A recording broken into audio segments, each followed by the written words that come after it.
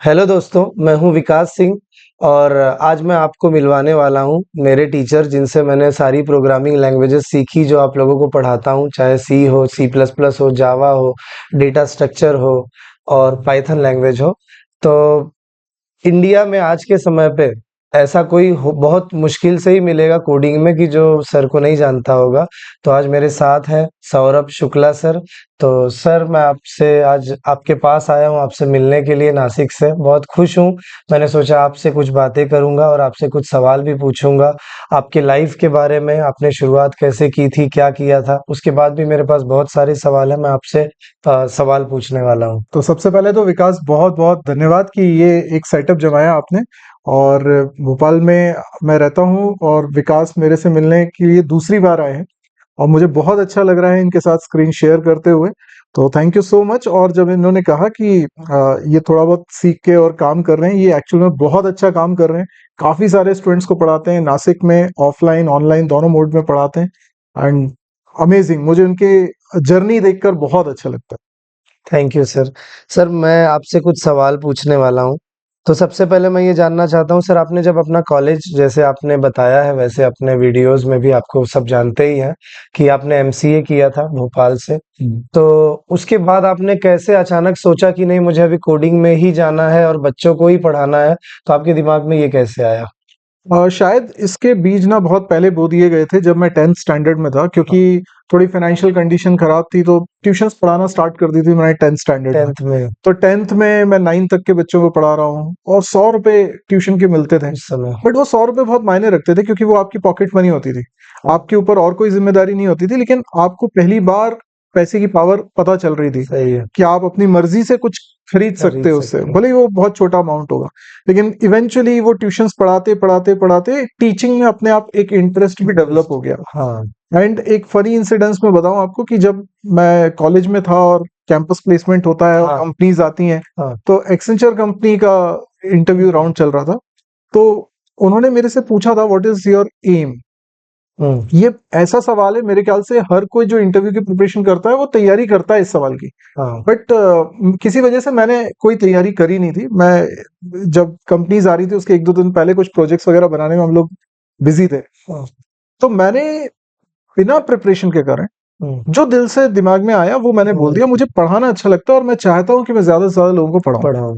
और मैं बाद में सोच रहा था कि मेरा सिलेक्शन तो अब नहीं होने वाला, क्योंकि ये सॉफ्टवेयर कंपनी है और मैं कुछ और बोल के आ गया हूँ। बराबर। मेरा सिलेक्शन हो गया हालांकि, लेकिन ये बात मेरे जहन में घूमती रही कि ये बिना प्रिपरेशन के जब आप कुछ बोलते हो ना तो वो दिल से निकलता है। तो मैंने बहुत सोचा और मैंने फिर कंपनी पे फोन लगाया, मतलब 2-3 महीने बाद। और मैंने कहा कि नहीं, मैं नहीं ज्वाइन कर पाऊंगा। तो मुझे तब से टीचिंग का ही है। मतलब तब से ही आप पढ़ाने लग गए। हम्म। सर, पिछले मैं जैसे भी इस समय आपके, मुझे लगता है 9 लाख के आसपास सब्सक्राइबर होने वाले हैं हम्म। यूट्यूब पे। हम्म। और मुझे लगता है 2-4 महीने में तो पूरे 10 हो ही जाएंगे। और आपने इंस्टाग्राम पे भी काफी अच्छा काम किया। आप जिस तरह का कंटेंट डाल रहे हो इंस्टाग्राम पे, इंफॉर्मेशन वाली, हम्म। लोग जनरली क्या होता है कि उस पे एक टाइम पास के हिसाब से इंस्टाग्राम चलाते हैं और हम्म। अपने प्रोफाइल को देखते हैं, लाइक्स, वीडियोस, फोटोज अपलोड करते हैं। लेकिन वहां पे आने के बाद आप एक एजुकेशनल पर्पस से आपने इंस्टाग्राम शुरू किया, जहां से हम्म। बच्चों को बहुत नई चीजें सीखने को मिल रही हैं। तो आपके दिमाग में ये कैसे आया कि मुझे इंस्टाग्राम पे भी अब शुरू कर देना है? एक्चुअल में हम लोग टीचर तो हैं ही, साथ हाँ। में क्रिएटिव लोग भी हैं। हाँ। तो हम लोग यूट्यूब पे काम कर रहे हैं इतने समय से। लेकिन मार्केट में ट्रेंड ना बदलता रहता है, कुछ भी स्थिर नहीं है। जो लोग बोलते हैं ना जॉब गारंटी और फ्यूचर कैसा होगा, देखो किसी को कुछ नहीं मालूम नहीं है। बोला। हर 2-4 साल में दुनिया बदलती है, हाँ। लोगों के ट्रेंड बदलते हैं। अभी हम देख रहे हैं कि इंस्टाग्राम पे लोग बहुत समय दे रहे हैं।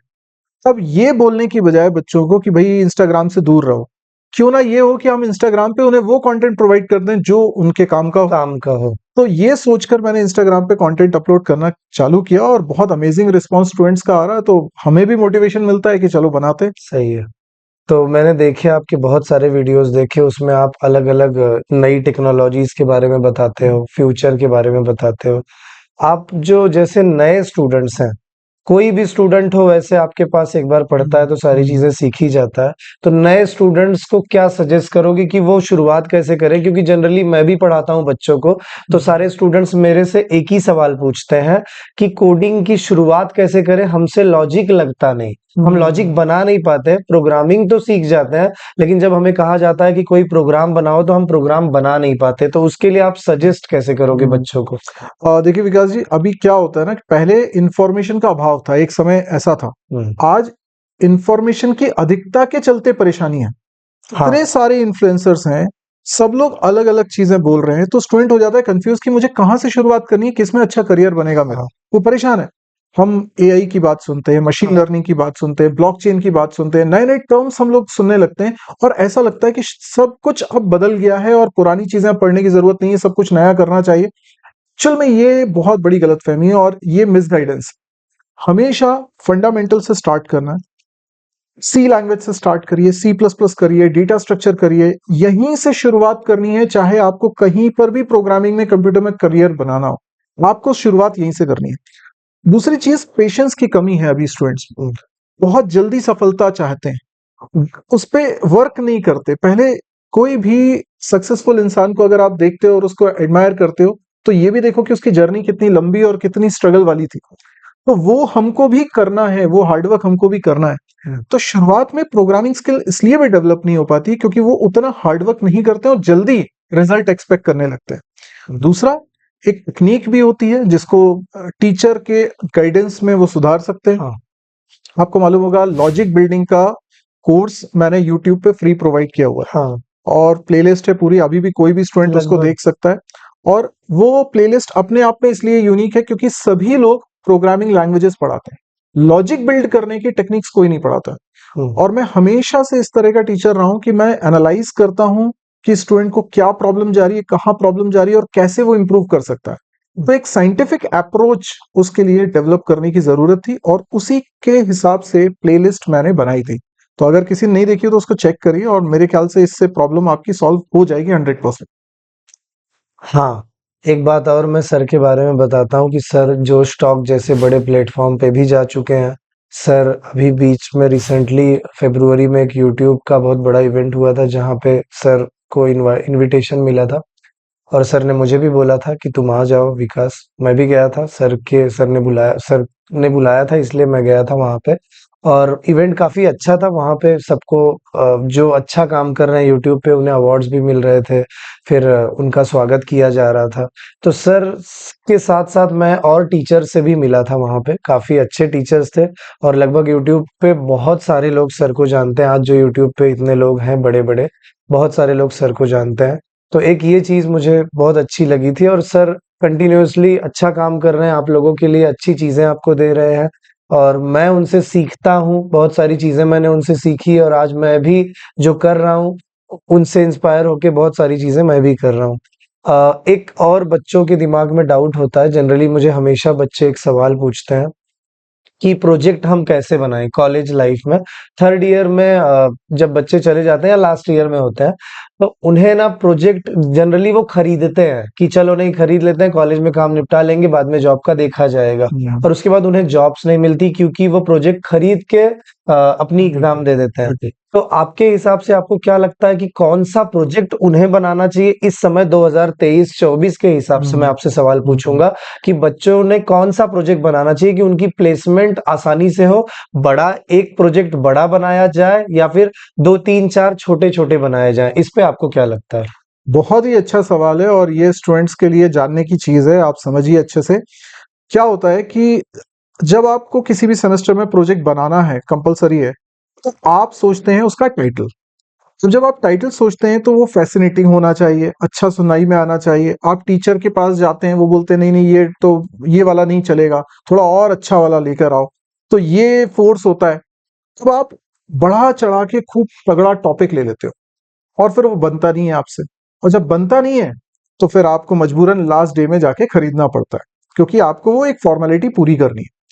ये पूरा सिस्टम ही गड़बड़ है और मुझे लगता है इसमें गलती उन टीचर्स की भी है जो टाइटल को लेकर डिस्करेज कर देते हैं कि ये टाइटल अच्छा नहीं है।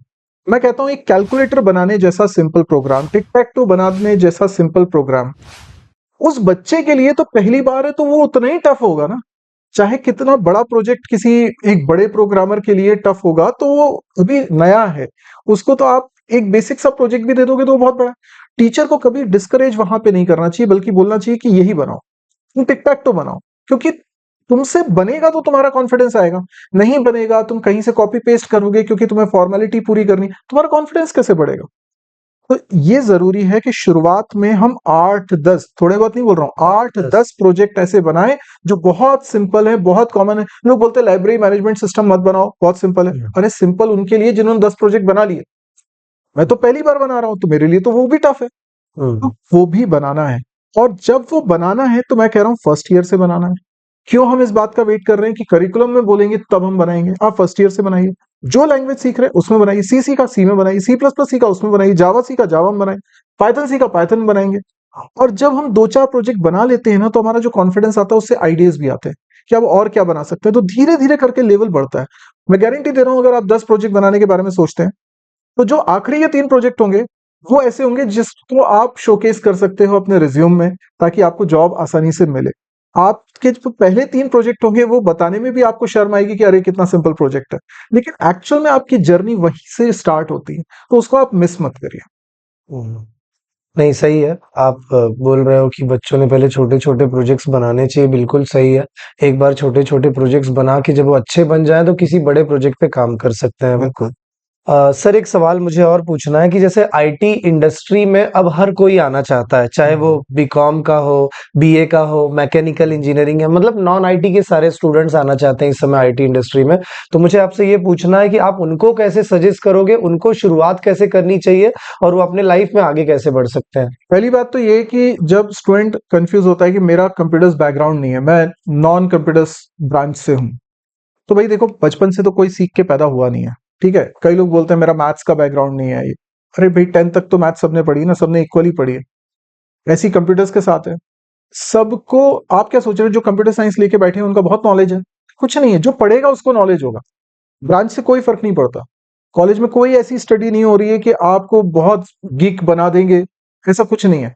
आप जिस दिन ठान लोगे उस दिन शुरुआत कर सकते हो, और 1 साल सफिशिएंट है आपको इस लेवल पर लाने के लिए कि आप में जबरदस्त कॉन्फिडेंस होगा और जॉब के हिसाब का नॉलेज भी हो जाएगा। 1 साल तबीयत से आप दे दीजिए।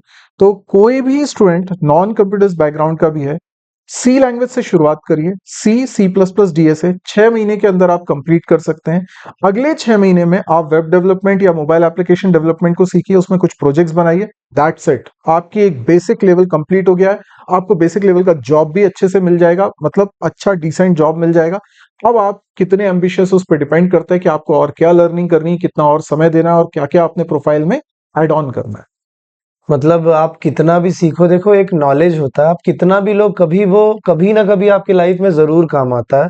मैंने देखा है कुछ मेरे पास लड़कियां आती जिनकी शादी हो चुकी है, बच्चे हैं, वो भी आते हैं सीखने के लिए।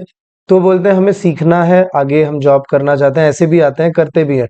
लेकिन कुछ इस हिसाब से सीख के रखते हैं कि कम से कम फ्यूचर में उनके फैमिली में कोई जब बड़ा होगा तो कम से कम उन्हें गाइड कर पाए। एक ये चीज़।